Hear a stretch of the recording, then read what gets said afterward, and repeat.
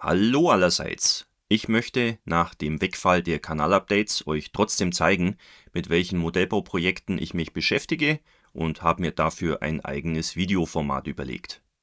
Ähnlich wie früher bei den Kanalupdates werde ich fortan kurz und bündig alles Wesentliche zu dem jeweiligen Projekt von Anfang bis Ende zusammenfassen und für euch auf hoffentlich hilfreiche und kurzweilige Art und Weise aufbereiten. Soviel dazu.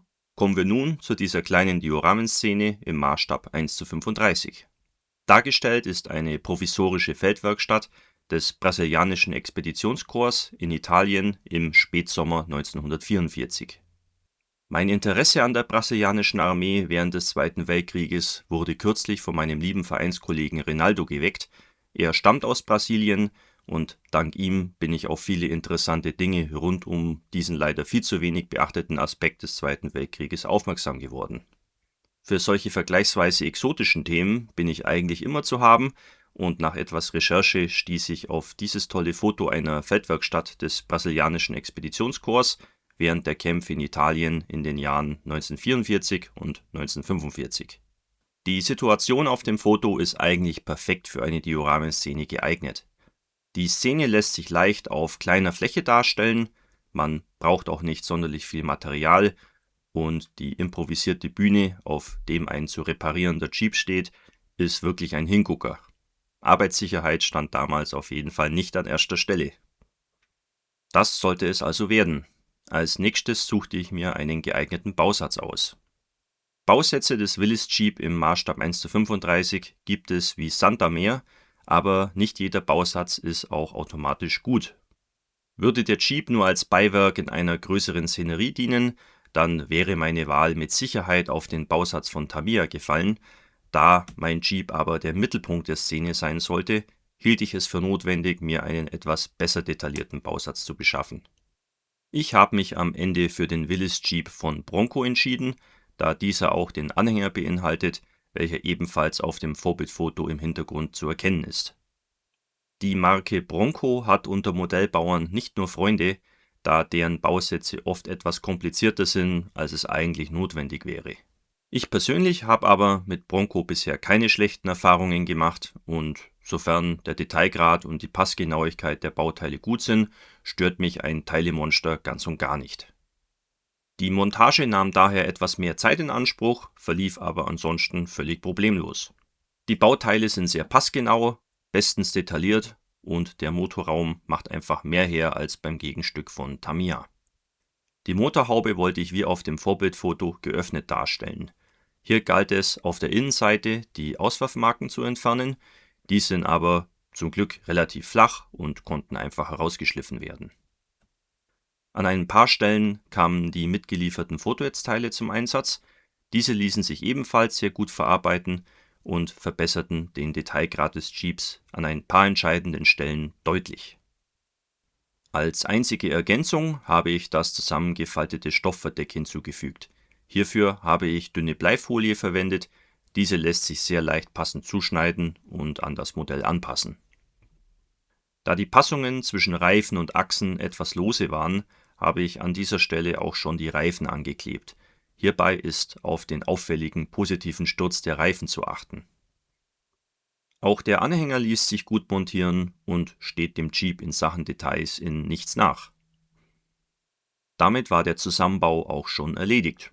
Wie gesagt, es hat alles gepasst und der Jeep macht einiges her. Ich kann daher den Bausatz von Bronco vorbehaltlos empfehlen.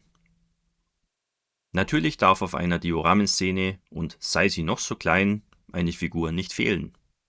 Die Uniformierung und Ausrüstung der Soldaten des brasilianischen Expeditionskorps war nahezu identisch mit den US-Streitkräften, weshalb man hier ohne weiteres auf die zahlreichen Figuren zu diesem Thema zurückgreifen kann. Ich habe mich für eine Figur von The Body entschieden, welche eigentlich einen US-Panzersoldaten bei einer Zigarettenpause darstellt. Damit aus dem Ami ein überzeugender Brasilianer wird, habe ich den Kopf ersetzt, und zwar durch einen von John Smith Modellbau. Der Kopf stellt eigentlich die Haarmode während des Ersten Weltkriegs dar, aber im Gegensatz zu Europa waren in Brasilien damals Oberlippenbärte durchaus das Übliche, wie man anhand vieler Fotos von Soldaten des Expeditionskorps erkennen kann. Ich finde, die Figur gibt so wirklich einen tollen Brasilianer ab. Nun konnte ich mit dem Bau des Sockels beginnen. Dieser besteht, wie immer bei mir, aus einer passend zugesägten Holzplatte als Basis, Balsaholzplatten für die seitliche Vertäfelung und Styroporplatten als Füllmaterial. Die Balsaholzplatten wurden an die Kanten der Grundplatte geklebt und danach das Innere mit dem Styropor aufgefüllt. Als Klebstoff verwendet man am besten Pronal-Holzleim. Nach der Trocknung habe ich anschließend die Form des Geländes herausgeschnitten. So entstand der relativ steile Hang, an dem später die Bühne der Feldwerkstatt stehen sollte. Daraufhin habe ich das Styropor mit einer dünnen Schicht Mörtel überzogen. Das sorgt für die nötige Härte und Griffigkeit des Untergrunds für die folgenden Arbeiten. Die Form des Geländes wurde im Folgenden mit Fimo Air Basic Modelliermasse von Stettler verfeinert und angepasst. Gleichzeitig wurde aus verschiedenen Holzleisten das Gestell für die Bühne gebaut. Wie beim Original hielt ich das hier sehr einfach. Um das Gewicht des Jeeps zu simulieren, habe ich die beiden oberen Planken mit den Fingern vorsichtig gebogen und anschließend mit Sekundenkleber benetzt, damit sie dann auch die Form so behielten. Damit die Szene etwas lebendiger wirkt, habe ich dann auch noch weitere Details vorbereitet, wie etwa Werkzeuge, lose Holzplanken, Benzinfässer und Ölbehälter, sowie eine Zypresse von einem mir leider unbekannten Hersteller hinzugefügt. Damit war soweit alles vorbereitet und es konnte an die Lackierung gehen. Wie üblich habe ich erstmal alles mit schwarzer Acrylfarbe sorgfältig grundiert, damit nirgendwo der blanke Kunststoff noch durchscheinen kann. Darauf folgte die eigentliche Farbe des Jeeps, wofür sich einmal mehr dieses Farbset von Life-Color bestens bewährte. Man hat hier mehrere Varianten des klassischen US Olive Drab zur Auswahl. Für den Jeep habe ich mich für Olive Drab 319 entschieden, der Anhänger wurde mit Khaki Olive Drab lackiert. Grundsätzlich bin ich ein großer Fan von den Revell Aqua Acrylfarben, aber mit Life-Color arbeite ich auch sehr gerne, obwohl diese Farben nicht ganz so hart und standfest sind wie die von Revell. Darauf folgten die Detailbemalung, die bei dem Kleinmodell nicht sehr aufwendig ausfiel, und die Abziehbilder. Für die allgemeinen Wartungshinweise und Instrumente habe ich natürlich die Abziehbilder aus dem Bronco-Bausatz verwendet. Für die brasilianischen Abzeichen und Einheitenkennungen kamen Abziehbilder von Braille Strike zum Einsatz. Mit Abziehbildern von Braille Strike habe ich schon mal in der Vergangenheit gearbeitet und war damals ziemlich zufrieden mit dem Ergebnis, und auch diesmal klappte alles bestens. Sie sind sauber gedruckt und sehr dünn, man muss bloß alles sehr sauber ausschneiden, da der Trägerfilm nicht unterbrochen ist. Der Abziehbilderbogen beinhaltet Markierungen für einen Jeep der Militärpolizei. Den möchte ich mir für ein künftiges Projekt aufsparen. Ich habe stattdessen einfach ein paar Anpassungen vorgenommen, um einen ganz einfachen, ordinären brasilianischen Jeep darzustellen, für den es keine direkte Vorlage gibt. Das brasilianische Hoheitszeichen aus dieser Zeit ist sehr interessant und es lohnt sich an dieser Stelle ein paar Sätze darüber zu sagen. Wie viele andere Staaten auf der Südhalbkugel führt Brasilien ein Sternbild in seiner Flagge, welches auch für das Hoheitszeichen beim Militär verwendet wurde. Während des Zweiten Weltkrieges verwendete man auf Fahrzeugen das sogenannte Südkreuz in einem durchgehenden oder unterbrochenen weißen Kreis. Bei näherer Betrachtung der Vorbildfotos und den Abziehbildern stellte ich aber fest, dass die Anordnung der Sterne nicht immer exakt übereinstimmte. Zunächst vermutete ich hier einen Fehler von Braille Strike, der eigentliche Grund dafür ist aber, dass es von diesem Hoheitszeichen allerlei Varianten gab, mit verschiedenen Neigungswinkeln und Anordnungen. Anscheinend gab es hier keine echte Standardisierung oder man nahm es einfach nicht zu genau. Jedenfalls ist die auf meinem Modell sichtbare Konstellation der Sterne des Südkreuzes korrekt und ich konnte beruhigt weiterarbeiten. Für alle, die es genau nachlesen wollen, habe ich einen Link zu einem aufschlussreichen Artikel von Panzer Bunker in die Videobeschreibung eingefügt. Damit war das Thema Abziehbilder erledigt und nach einer Schicht Seitenmatten Klarlack von WMS war alles bereit für die Alterungseffekte. Wie immer habe ich die Alterung mit einem dunklen Ölfarbenwash eingeleitet. Das betont die Details und sorgt auch schon für eine erste allgemeine Schmutzschicht auf dem Modell. Darauf folgten ein paar dezente Lackschäden und Kratzer. Im Allgemeinen war das Olive Drab ein äußerst robuster Lack, welcher nicht einfach so und schnell abblätterte, aber ein paar leichte Gebrauchsspuren sind natürlich trotzdem realistisch. Ich habe einfach etwas Olive Drab Faded Type 1 aus dem Live Color Farbset mittels einem Stück Schaumstoff auf das Modell getupft und an einigen Stellen mit einem dünnen Pinsel feine Kratzer aufgemalt. Zusätzlich wurde das Modell mit Revell Matt 91 Eisen vorsichtig trocken gemalt, was gerade an den Kanten für eine schöne abgewetzte Optik sorgte. Der Anhänger wurde auf die gleiche Art und Weise behandelt. Jetzt fehlte noch eine ordentliche Schmutz- und Staubschicht auf dem Modell. Hierfür habe ich wieder mein bewährtes Dreckwash benutzt. Dafür habe ich sehr helle, feine und trockene Erde mit reichlich Wasser sowie ein bisschen Pronal Express Holzleim und einem Tropfen Spülmittel vermischt und danach das Modell damit bepinselt. Nach der Trocknung konnte das überschüssige Material mit einem befeuchteten Flachpinsel wieder abgebürstet werden. Ergänzend dazu habe ich das Modell auch noch mit etwas Revell Matt 89 Beige übernebelt, vor allem rund um die Reifen und die Radkästen. Wenn man die Windschutzscheibe entsprechend vorher abklebt, bekommt man so auch schöne Staubeffekte und Wischspuren auf der Scheibe hin.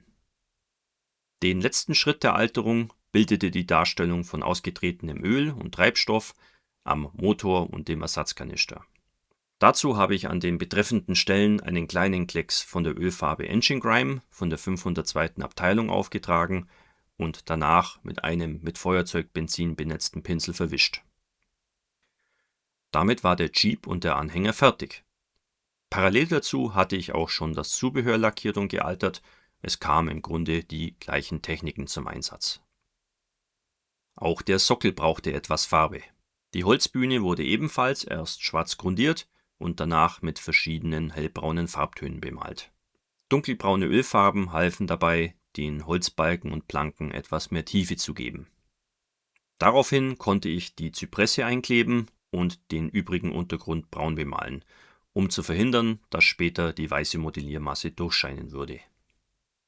Nun konnte es an die finale Gestaltung der Szene gehen. Die gleiche helle, trockene Erde, welche wir schon für die Staubeffekte auf dem Jeep verwendet haben, kam nun auch für die Darstellung des Bodens zum Einsatz. Die Erde wurde wieder mit Wasser und Pronal Express Holzleim vermischt, diesmal war die Konsistenz aber wesentlich dicker, ähnlich einer Paste. Damit wurde die Oberfläche bestrichen und in die noch feuchte Oberfläche gleich alle übrigen Elemente mit eingearbeitet. Gerade was den Bewuchs angeht, schöpfe ich gerne aus dem Vollen. Deshalb habe ich mir vorab schon alles aus meinem Fundus parat gelegt, was potenziell Verwendung finden könnte. In diesem Fall handelte es sich mehrheitlich um Grasbüschel und Büsche von Mini Natur, Vallejo, AK und Model Scene. Es kam zwar bei Weitem nicht alles zur Verwendung, aber es ist immer gut, sich zu vergegenwärtigen, was man eigentlich zur Auswahl hat. Nur so entsteht ein überzeugender Bewuchs mit verschiedenen Pflanzen und Wuchshöhen. Je unterschiedlicher, desto besser. Nachdem der Boden und die Pflanzen fertig gestaltet waren, konnten auch die übrigen Elemente auf der Szene Platz finden. Mit ein paar Tropfen Holzleim auf der Unterseite wurden alle Elemente direkt aufgeklebt und in die noch weiche Oberfläche gedrückt. Nach der Trocknung kann es manchmal zu kleinen Rissen in der Oberfläche kommen, diese lassen sich aber relativ leicht durch etwas mehr Erde und verdünnten Holzleim als Bindemittel verschließen. Das Ergebnis ist eine sehr überzeugende Bodentextur und die Pflanzen sehen so aus, als ob sie wirklich aus dem Boden wachsen würden. Das klappt eben am besten, wenn man die Dioramenszene in einem Zug gestaltet. Die abschließenden Arbeiten am Sockel betrafen noch den Rahmen. Der wurde schwarz bemalt und an einer Seite eine brasilianische Münze aus dem Jahr 1945 befestigt. Die Kopfseite zeigt die Umrisse von Brasilien. Jetzt galt es als letzten Schritt, noch die Figur zu bemalen. Figuren grundiere ich üblicherweise mit hellgrauer Acrylfarbe, denn das erlaubt mir vor der eigentlichen Bemalung noch eventuell vorhandene Spalten, Grat- oder sonstige Fehler zu entdecken und auszubessern. Danach wurden alle sichtbaren Hautpartien mit Revell Matt 35 Hautfarbe besprüht und anschließend die Figur sorgfältig Stück für Stück bemalt. Hier kamen eigentlich keine besonderen Techniken zum Einsatz. Ich achte eigentlich nur darauf, möglichst akkurat zu arbeiten und vielleicht arbeite ich ab und zu ein paar dezente Schattierungseffekte mit in die Bemalung ein, aber ansonsten halte ich das alles bewusst sehr einfach. Natürlich durfte ein dunkles Ölfarbenwash zur Betonung der Details nicht fehlen und für rudimentäre Highlights und Staubeffekte wurde die gesamte Figur mit beiger Ölfarbe trocken gemalt. Nach einer Schicht matten Klarlack von WMS war auch die Figur fertig und konnte auf den Sockel geklebt werden, womit diese kleine Dioramenszene ebenfalls vollendet war. Ich bin mit dem Ergebnis meiner Arbeit sehr zufrieden und neben dem modellbauerischen Aspekt hat es mir wirklich sehr gefallen, mich mit einem für mich neuen Thema etwas näher zu beschäftigen. Das ist immer ein Gewinn und man erweitert damit Stück für Stück seinen eigenen Horizont. Tatsächlich habe ich so großen Gefallen an der Geschichte des brasilianischen Expeditionskorps gefunden, dass ich beinahe schon garantieren kann, dass es nicht nur bei einer Dioramenszene zu diesem Thema bleiben wird. Ich hoffe, ich konnte in diesem Baubericht zeigen, wie man mit wenig Mitteln und Aufwand eine ungewöhnliche und optisch ansprechende Szene bauen kann, die sich von dem üblichen Allerlei etwas absetzt. Vielleicht konntet ihr das eine oder andere dabei lernen und probiert es demnächst selber mal aus. Vielen Dank fürs Zuschauen und bis zum nächsten Mal. Euer Hamilcar Barkas.